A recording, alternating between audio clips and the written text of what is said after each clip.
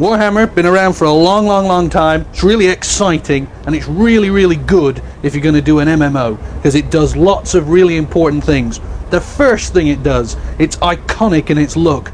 They've had 23 years to get this right. We know what elves look like, we know how powerful orcs are, we know how gritty dwarves can be, so we've got to look. That's dead important, and we've been following it in the game.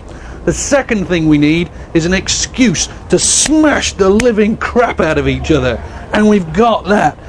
Pages, novels, thousands of pages of reasons why dwarves don't like the green skins, and the dark elves don't like the high elves, and humans don't like chaos, so that's great. But the third and most important thing, if you're going to have a subscription-based MMO, is a perpetual war. You can't have an end. That would be bad, and Warhammer helps us again. The whole thing is built so that there is no ending. There is just epic, heroic, perpetual struggle, or any combination, a struggle that's epically heroic.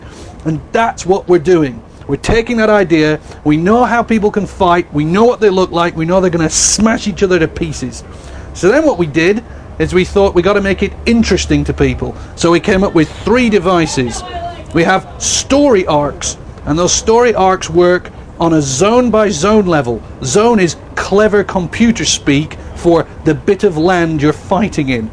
So we have a zone story arc. The orcs in Ekrund are trying desperately to smash the gates of Ekrund to pieces and seize control. The dwarves are trying to push the greenskins back and capture back their homelands. Then we have racial story arcs. The great big orc king with a little goblin on his shoulder, he's desperate to just destroy all stunties and take away all their homeland. Not because he thinks it's a good idea, but because it gives him an excuse to fight. Whereas the dwarves' racial arc is to push the greenskins back and reclaim their land, because they're dwarves.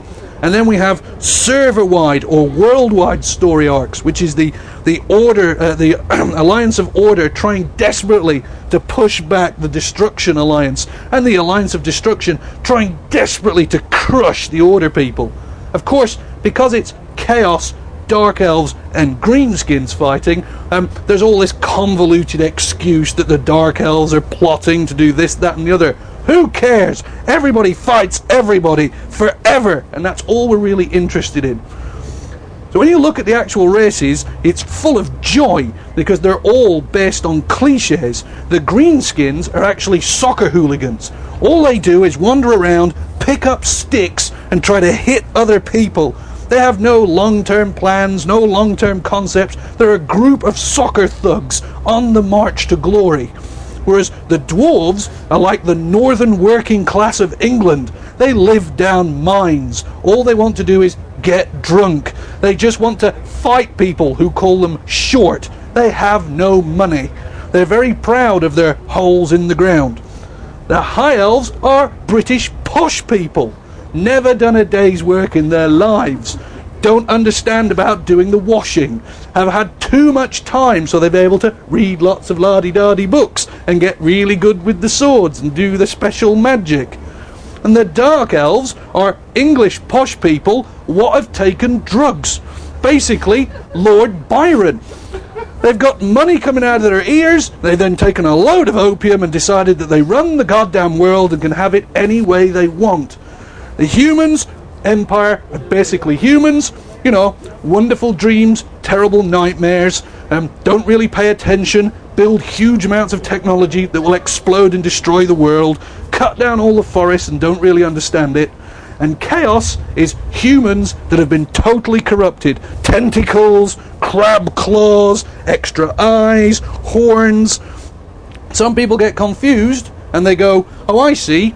Chaos is like the devil. No. It's not fire and brimstone. It's chaos. It's custard falling from the sky. It's an arm that turns into a sword. It's the ability to cut open your arm and mice pour out rather than blood. It's chaos. It's corruption. So you take all that, you then put it into an MMO, and the most important thing about an MMO, and the most important thing about our MMO, is that it's not a computer game. What we're making is a total hobby experience. We want you to buy this game and never buy another one. We want you to spend all your time playing it. We want it to involve skill, commitment, and imagination.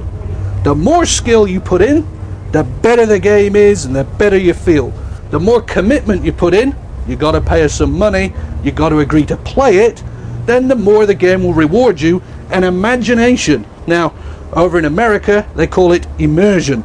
It's not immersion. Immersion is playing Half-Life and not realizing the house is burning down and that your wife's left you and you haven't eaten for a week.